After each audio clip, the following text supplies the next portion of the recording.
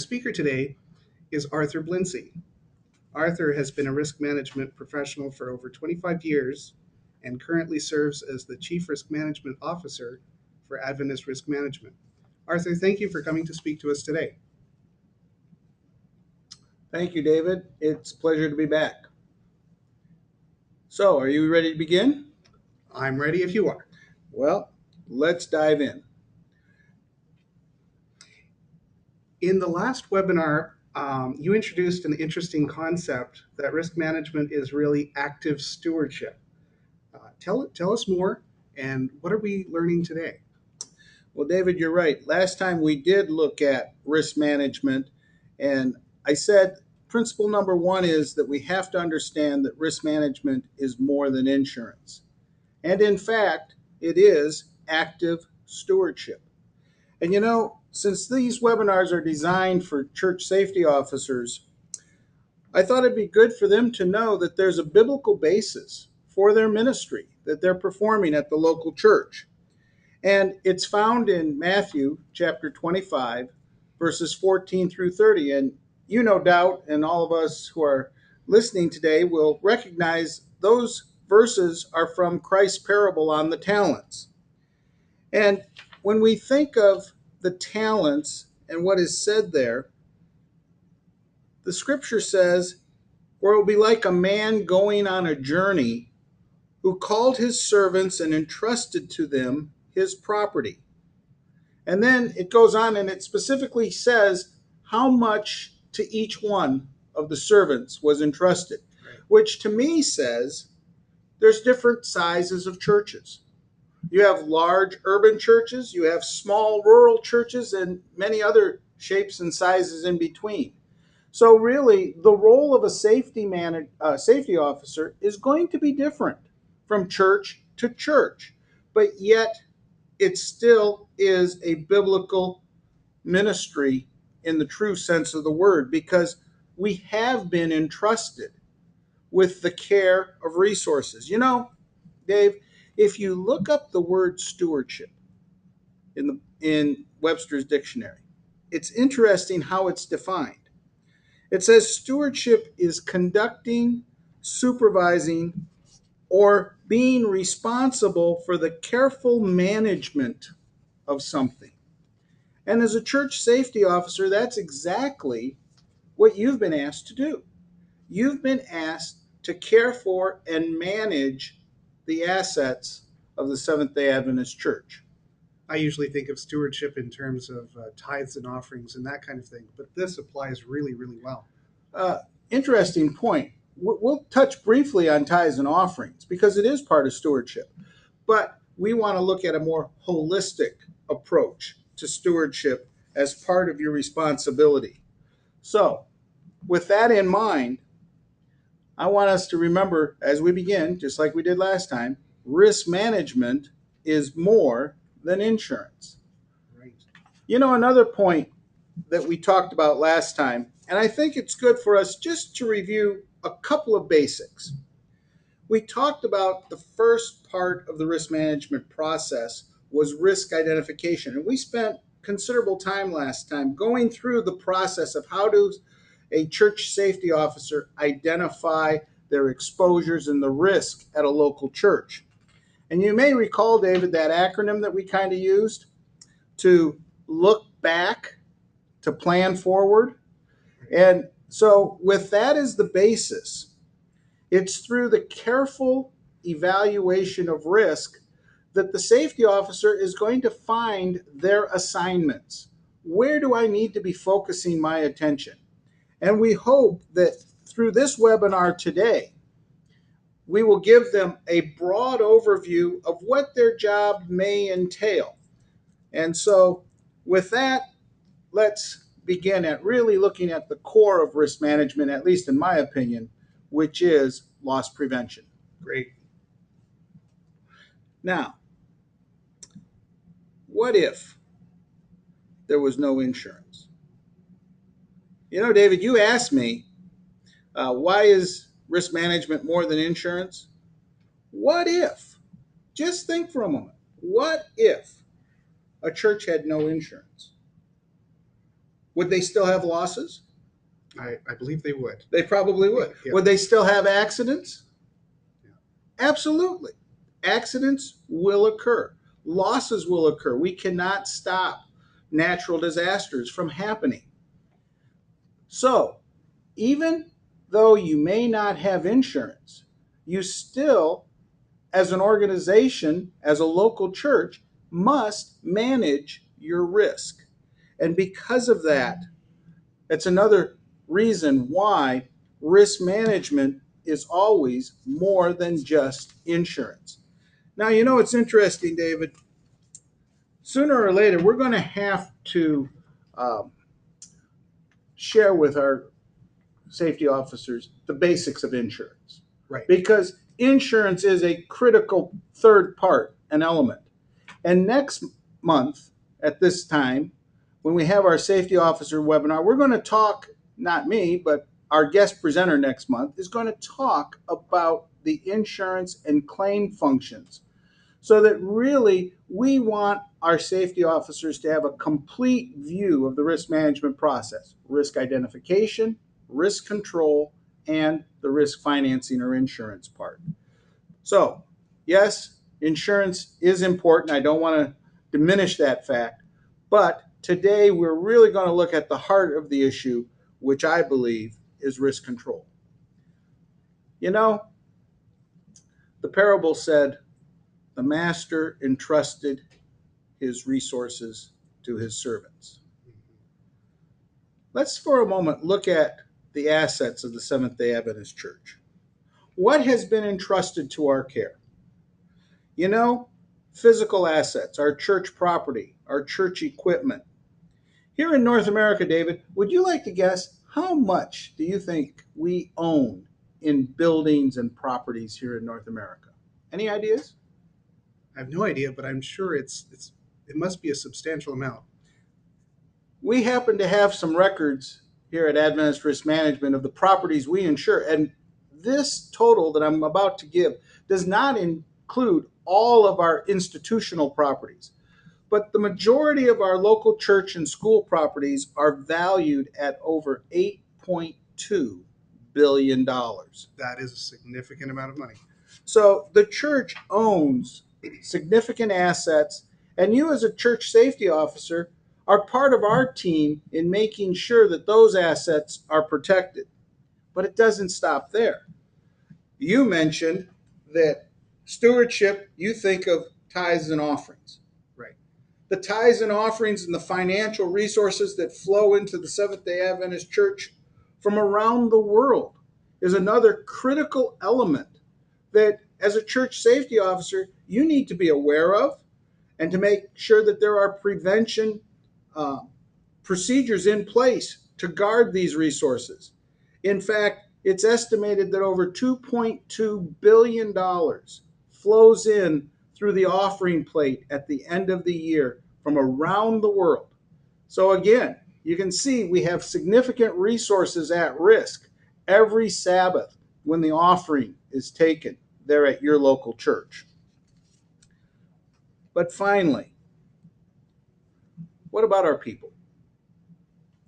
David, how would you put a value on our people? I'm not sure I have any way to start figuring that out.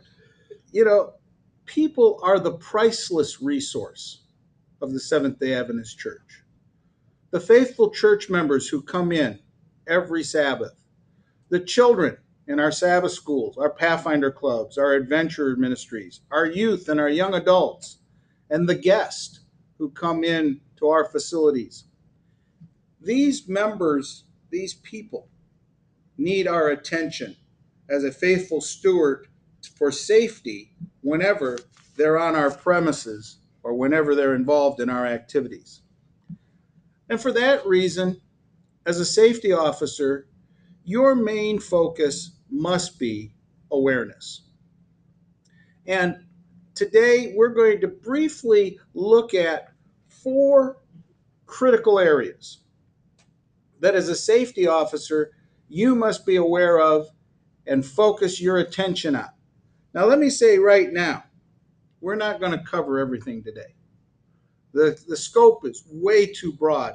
So we've really designed in future webinars to take steps back, look at some of these elements in much greater detail so that as a safety officer, you can have the resources that you need to address these exposures appropriately. Can you share with us some of the other topics that might be coming up? Well, fire prevention, Great. emergency planning. Uh, in a couple of months, we're going to actually walk you through how do you do a self-inspection of your church facilities. Supervision. David, we have a long list of topics, over 20 different subjects that in the next several months we're going to explore to help train these safety officers who are giving of their time and talents to the local church.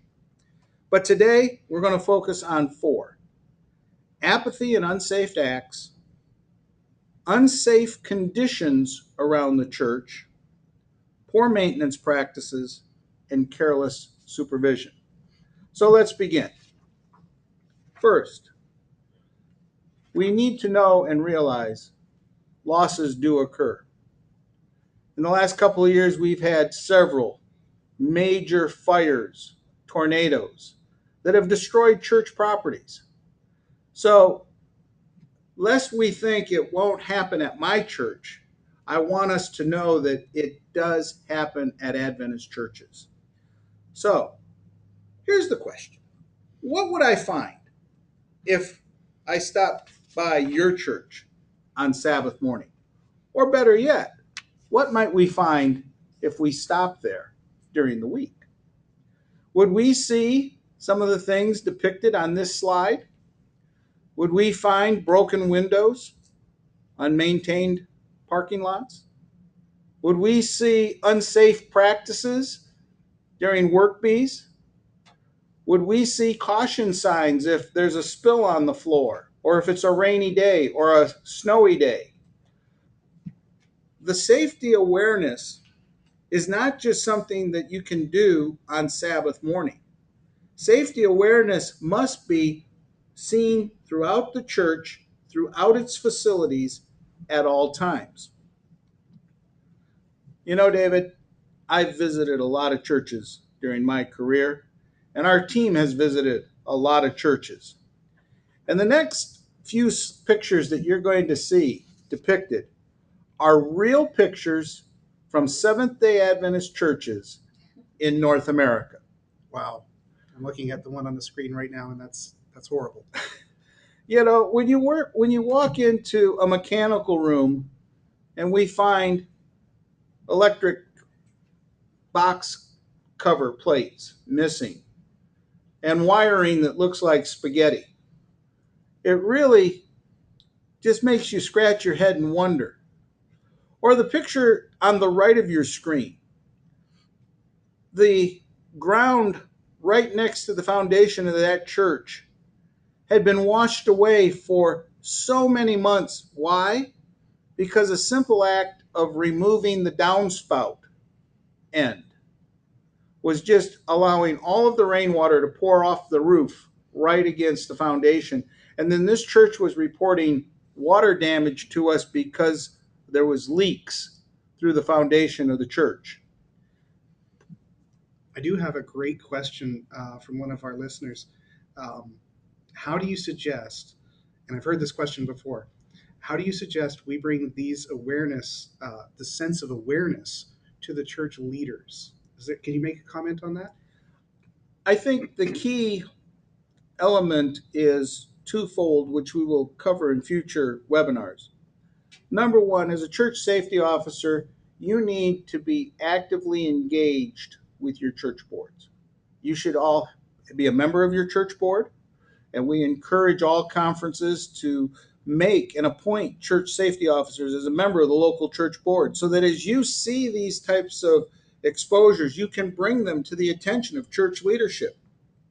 You may not be able to address them financially immediately, but the church board needs to know of the condition, and then you really need to be the catalyst to keep it in the forefront, to work through the process of getting these types of maintenance issues corrected And we understand it may take time, but it will ultimately pay dividends for your church. Thank you. And let's keep the questions coming. That was really helpful.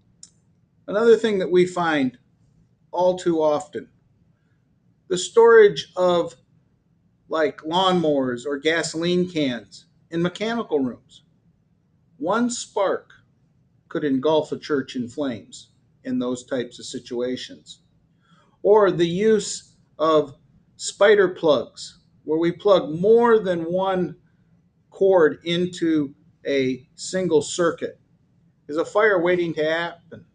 And in fact, one of our churches here in North America was destroyed by fire because of a spider plug that just looked like that when it overheated, caught the church on fire when no one was there, and destroyed the building.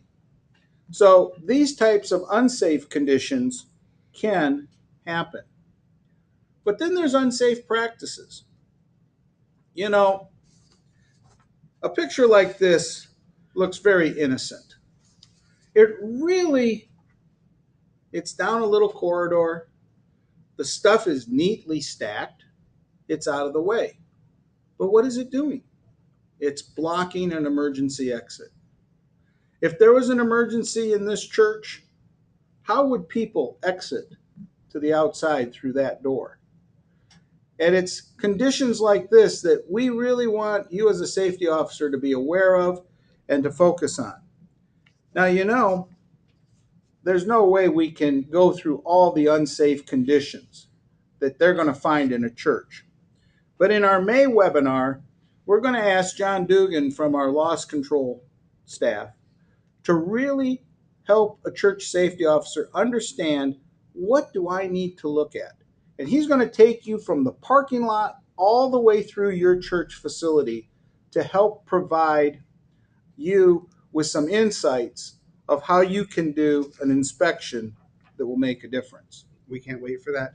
I think that one has already spawned a great question of how often should a risk officer conduct an inspection like you're describing?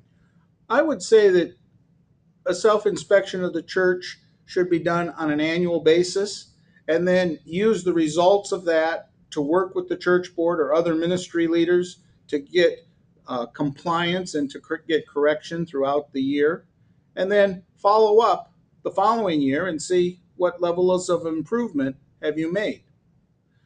There's one other thing that we have at churches all the time: work bees. A great opportunity for the local church to come together, to roll up their sleeves and work on their facilities to improve them. The only problem with work bees are accidents can and do occur. So as the church safety officer, you must be really in the front of those types of activities. You need to be involved in the planning of those types of activities. You need to be involved in making sure that the type of work that's going to be done at the work bee is appropriate for the volunteers who are going to come. Does the church have the necessary safety equipment to provide to the workers while they're there? And what about certain types of work? Should it even be done at a work bee? For example, electrical work on roofs, which are very high elements, or scaffolding, which is a very high risk element. Those types of things, really, the local church should outsource to a licensed professional contractor to do for them. Now, if you happen to have a church member who is a licensed professional, maybe it'd be okay to use their talents during a work bee, but typically these are not the skill sets that we see coming together during a church work bee. Right. You know, we've talked about the facilities, but I would be amiss if we didn't talk about activities as well. And again, the ministries that the Adventist Church is involved in are so numerous. And they're great events. They really are. And we don't want to discourage activities, but we want to encourage you as a safety officer to make sure that these activities are done safely. And in all the activities at our church, the one thing we see the most is a slip, trip, or a fall. Someone comes into our church on Sabbath morning, catches their heel in a carpet tear, and there's a fall. Someone reaches to a loose handrail, and there's a fall down the steps, and maybe a broken hip will occur. Someone is doing something on a ladder or lifting, and they reach beyond the means, and there's an accident. Not just at churches, but in our daily life. Slips, trips, and falls are one hazard that we always have to be aware of because it's the accident that happens the most.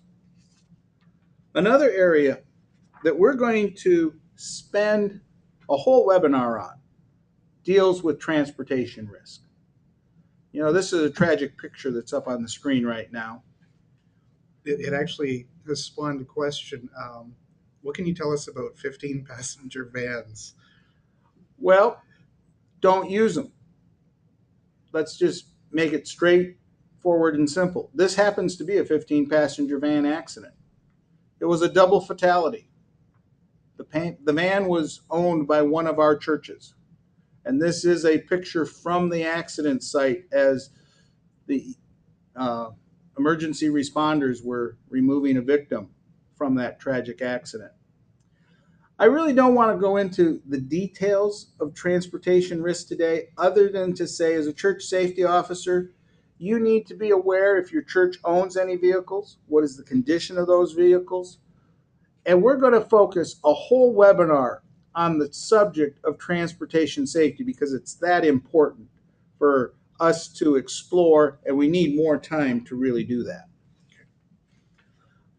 Another thing associated with church activities, and that is safety gear. And here is where you have to intervene and work with ministry leaders.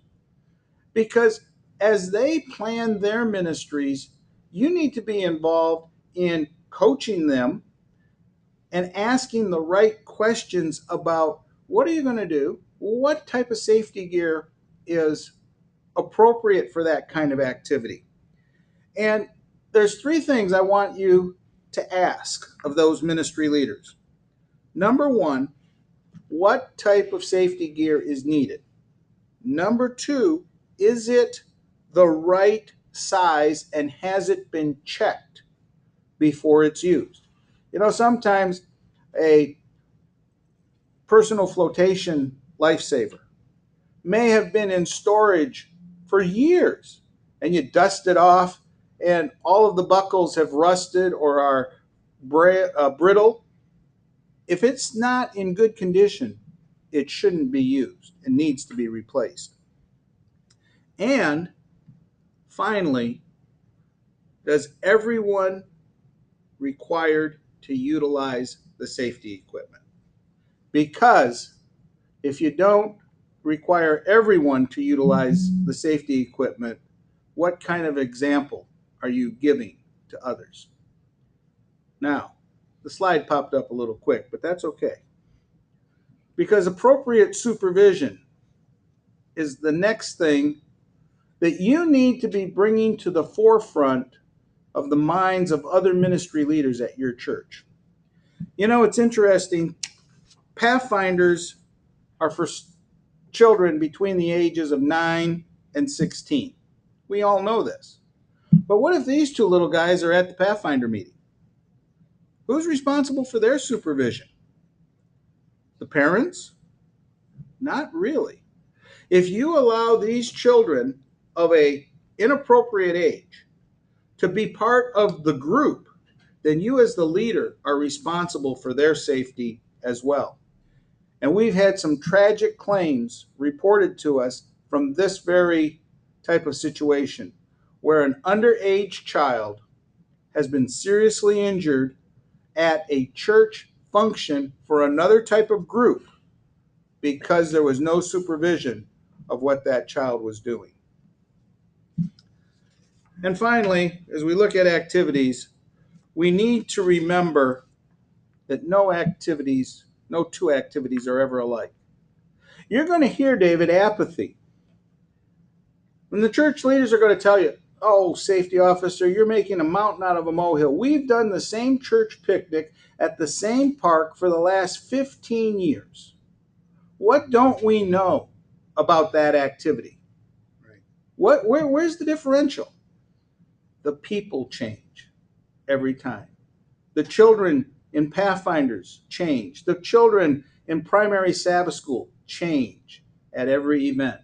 And that's why it's critical that they watch and plan and prepare every event just like it was a brand new one. Another area that as a church safety officer, I'm sure you may have questions. What are we going to do if an emergency happens? Life safety, having an emergency plan, how you're going to evacuate the building is critical. Doing emergency drills, having meeting places, being trained and to practice it is absolutely essential for your church to have a plan in place. And again, David, this is an area we can't talk about today, but we're going to spend an entire webinar on how to create a local church emergency plan.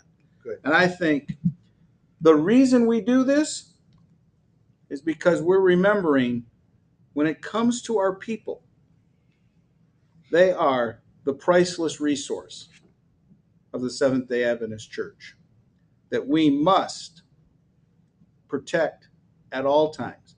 And as a safety officer, your ministry is to facilitate the creating of that safety culture within your congregation. I guarantee you, you can't do it alone. It's not a one-person job. And I'm thankful for those who are dedicating themselves to be safety officers. And I encourage you to expand your reach. Bring in other ministry leaders. Invite them to be part of your safety team. And by working together, you will create a safety culture that will pay dividends so that at the end, you will hear those same words, well done, thou good and faithful safety officer. That's my prayer for this group today, David. Thank you for the opportunity of sharing. Thank you, Arthur, for sharing with us today.